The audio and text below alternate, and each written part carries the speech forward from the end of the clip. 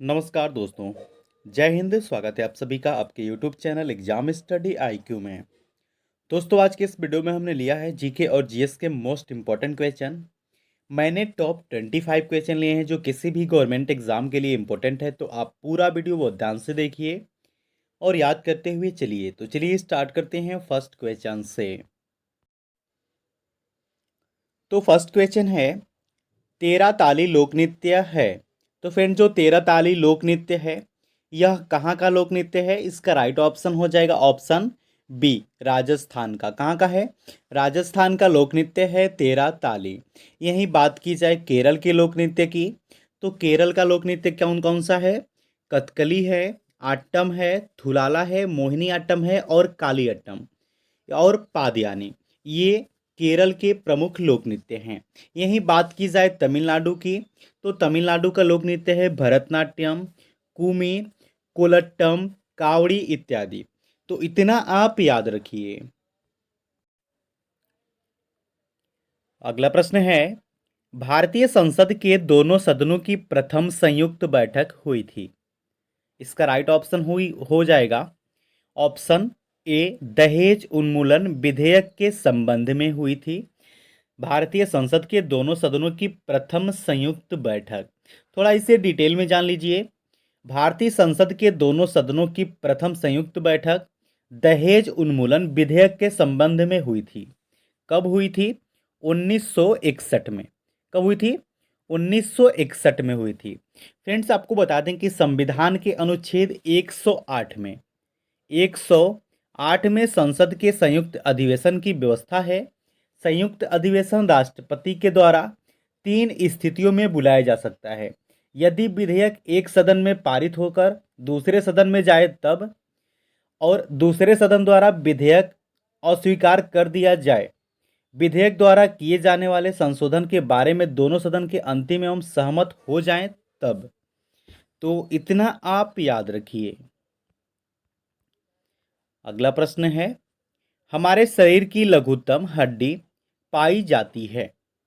इसका right option हो जाएगा ऑप्शन ए, कान में। हमारे शरीर की लघुत्तम हड्डी यानी कि स्मॉलेस्ट बोन पाई जाती है कान में, जिसे कहा जाता है स्टेपिस। क्या कहा जाता है? स्टेपिस कहा जाता है। तो फर्स्ट क्वेश्चन है, भारतीय संसद के दोनों सदनों की प्रथम संयुक्त बैठक हुई थी।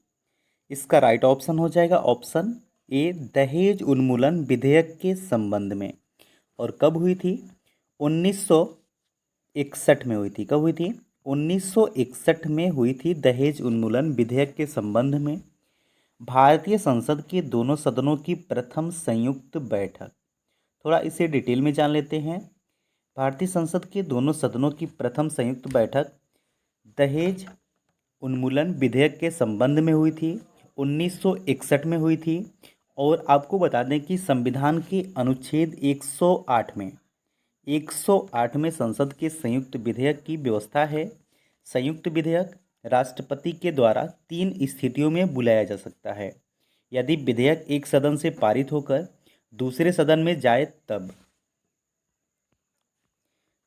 अगला प्रश्न है, हमारे शरीर की लघुत्तम हड्डी यानी कि स्मॉलेस्ट बोन पाई जाती है। इसका राइट ऑप्शन हो जाएगा ऑप्शन ए, कान में, जिसे कहते हैं स्टेपिस। क्या कहते हैं? स्टेपिस कहा जाता है। थोड़ा इसे डिटेल में जान लेते हैं।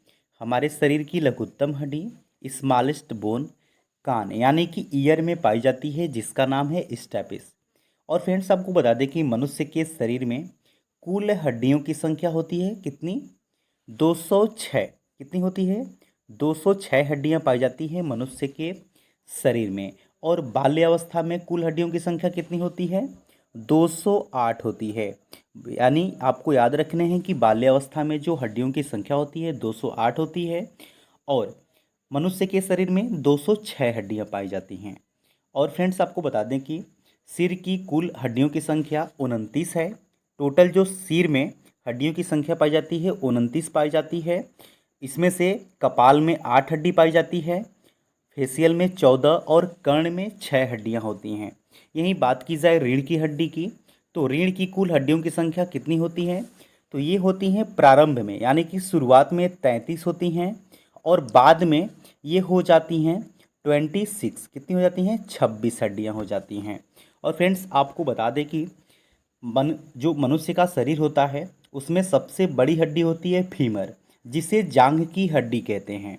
तो इतना आपको याद रखने हैं।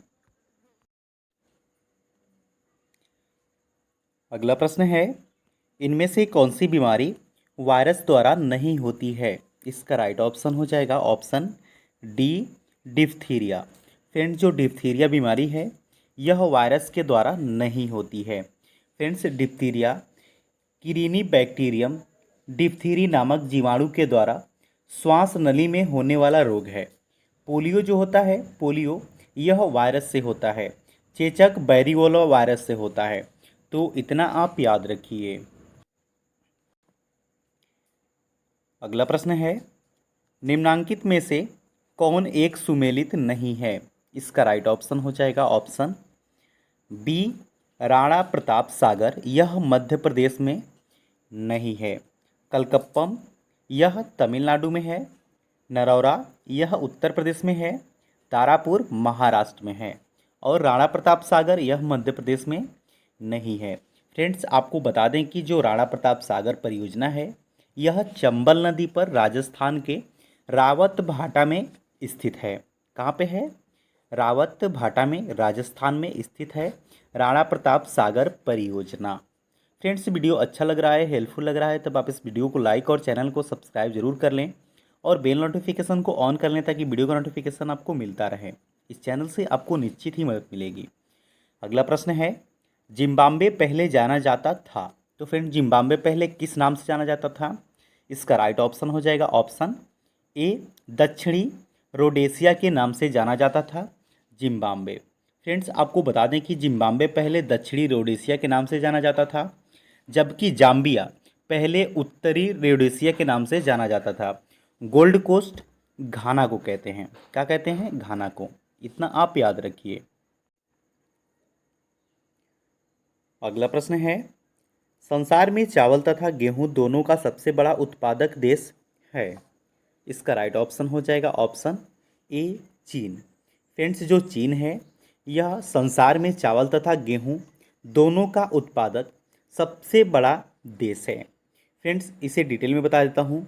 संसार में चावल तथा गेहूं के उत्पादन में जो अपना भारत है वह विश्व में द्वितीय स्थान रखता है। चाइना प्रथम पे है, अपना देश भारत सेकंड पे है, और सोयाबीन तथा मोटे अनाज के उत्पादन में प्रथम स्थान पर संयुक्त राज्य अमेरिका है। तो इतना आप याद रखिए कि संसार में गेहूं तथा चावल दोनों का सबसे बड़ा उत्पादक देश चाइना है। संसार में चावल तथा गेहूं के उत्पादन में जो भारत का स्थान है वो दूसरा है, और सोयाबीन तथा मोटे अनाज के उत्पादन में प्रथम स्थान किसका है? संयुक्त राज्य अमेरिका का है। अगला प्रश्न है, निम्नलिखित में से कौन एक पौधे के भोजन के उत्पादन के लिए आवश्यक है? इसका राइट ऑप्शन हो जाएगा option C, carbon dioxide. Friends आपको बता दें कि जो कार्बन डाइऑक्साइड है यह पौधे के भोजन के उत्पादन के लिए आवश्यक है। पौधे में भोजन की निर्माण की प्रक्रिया किसके द्वारा होती है? प्रकाश संश्लेषण के द्वारा होती है। पौधे में जल, प्रकाश, पर्णहरित तथा कार्बन डाइऑक्साइड की उपस्थिति में कार्बोहाइड्रेट के निर्माण को प्रकाश संश्लेषण कहा जाता है। तो इतना आप याद रखिए। अगला प्रश्न है, भारतीय अंतरिक्ष प्रक्षेपण केंद्र श्रीहरिकोटा स्थित है। इसका राइट ऑप्शन हो जाएगा ऑप्शन ए, आंध्र प्रदेश में। फ्रेंड्स जो भारतीय अंतरिक्ष प्रक्षेपण केंद्र श्रीहरिकोटा है यह आंध्र प्रदेश में स्थित है, जो कि पुलिकट झील के पास है। यह इसरो का प्रमुख प्रक्षेपण केंद्र है। इस केंद्र में भारतीय प्रक्षेपण यान के ठोस ईंधन रॉकेट के विभिन्न चरणों का पृथ्वी पर परीक्षण किया जाता है।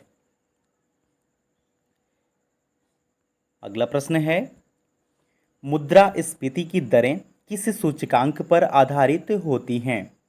इसका राइट ऑप्शन हो जाएगा ऑप्शन बी, सूचकांक थोक मूल्य पर। इतना आप याद रखिए।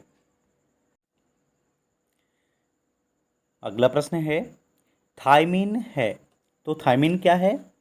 थायमीन होता है विटामिन B1 का रासायनिक नाम। इसका राइट ऑप्शन क्या हो जाएगा? ऑप्शन डी हो जाएगा।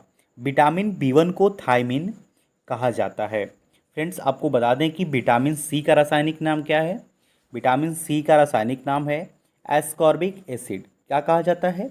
एस्कॉर्बिक एसिड कहते हैं विटामिन सी को। और विटामिन B6 का रासायनिक नाम क्या है? पायरिडॉक्सिन। क्या है? पायरिडॉक्सिन विटामिन B6 का रासायनिक नाम है। और यहीं बात की जाए विटामिन B2 की, तो विटामिन B2 का रासायनिक नाम क्या है? राइबोफ्लेविन। तो इतना आप याद रखिए। अगला प्रश्न है डॉक्टर, कलाकार एवं मूर्तिकार कैल्शियम सल्फेट का उपयोग करते हैं जिसका लोकप्रिय नाम है। तो इसका लोकप्रिय क्या नाम है? इसे कहते हैं प्लास्टर ऑफ पेरिस। इसका राइट ऑप्शन हो जाएगा ऑप्शन डी।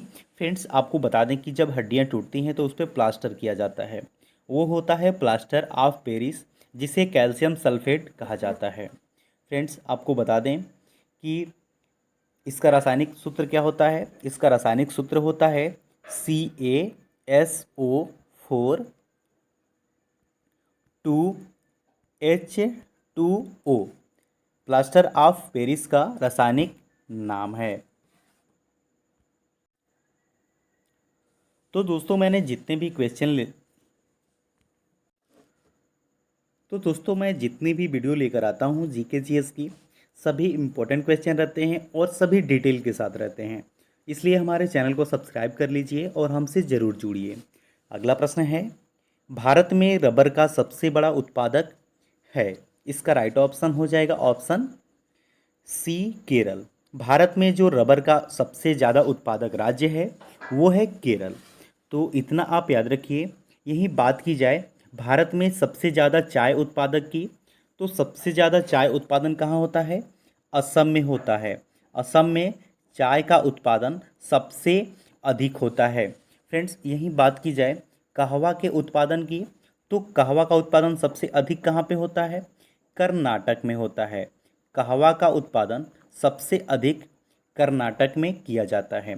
यहीं बात की जाए ज्वार तथा कपास के उत्पादन की, तो ज्वार तथा कपास का सबसे अधिक उत्पादन महाराष्ट्र में होता है। कहाँ पे होता है?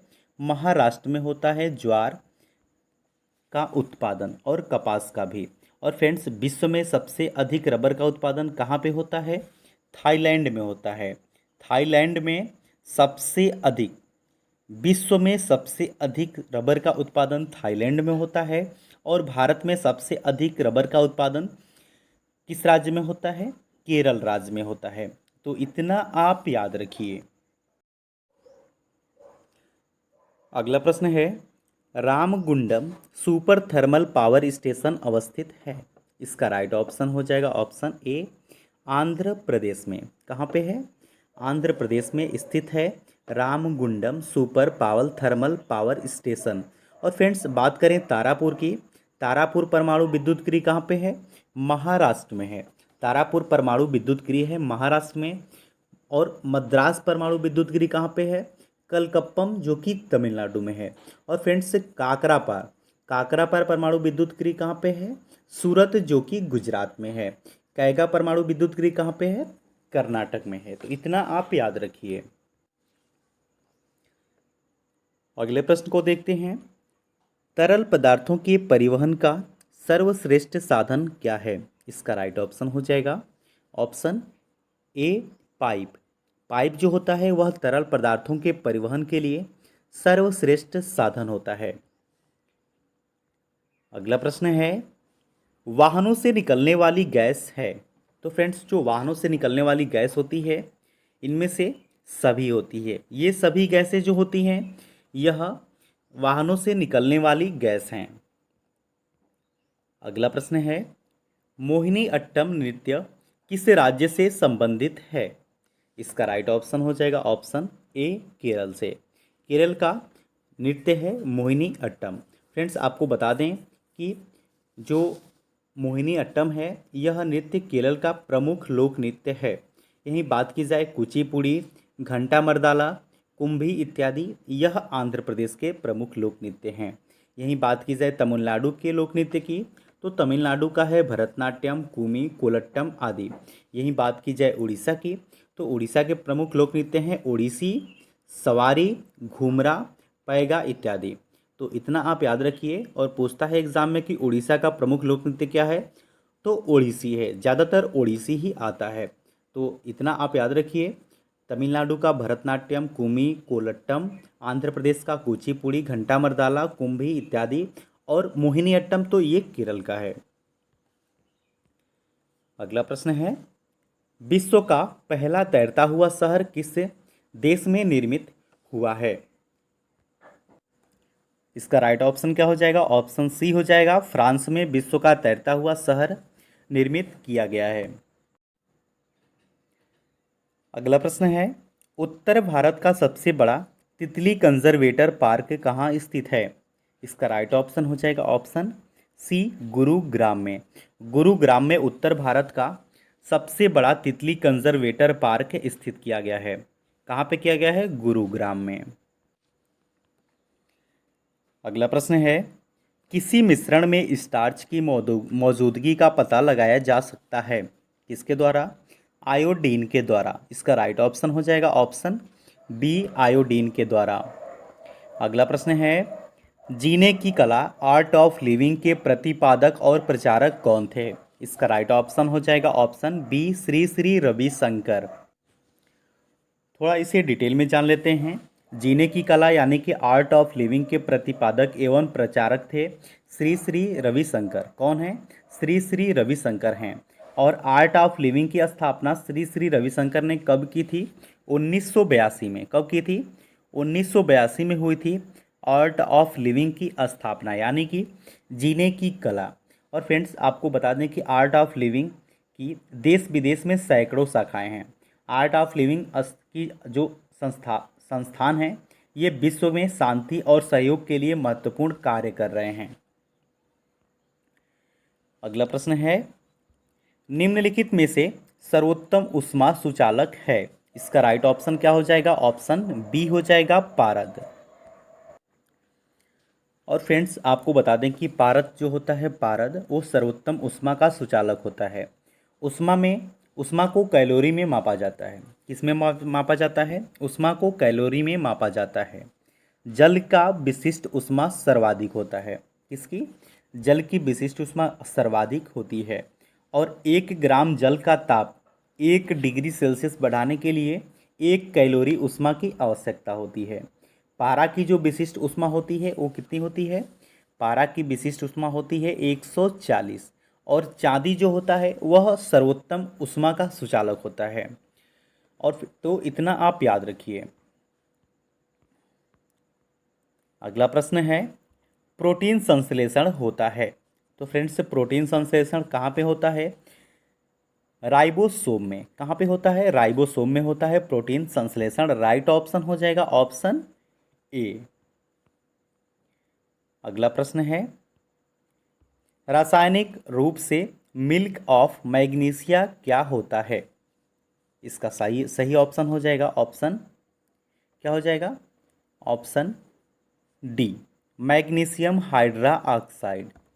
जो मैग्नीशियम हाइड्रा ऑक्साइड होता है वह रासायनिक रूप से मिल्क ऑफ मैग्नीशिया होता है। अगला प्रश्न है, वन अनुसंधान संस्थान कहाँ स्थित है? तो फ्रेंड्स यह स्थित है, ऑप्शन ए इसका राइट ऑप्शन हो जाएगा, देहरादून में। वन अनुसंधान संस्थान स्थित है देहरादून में।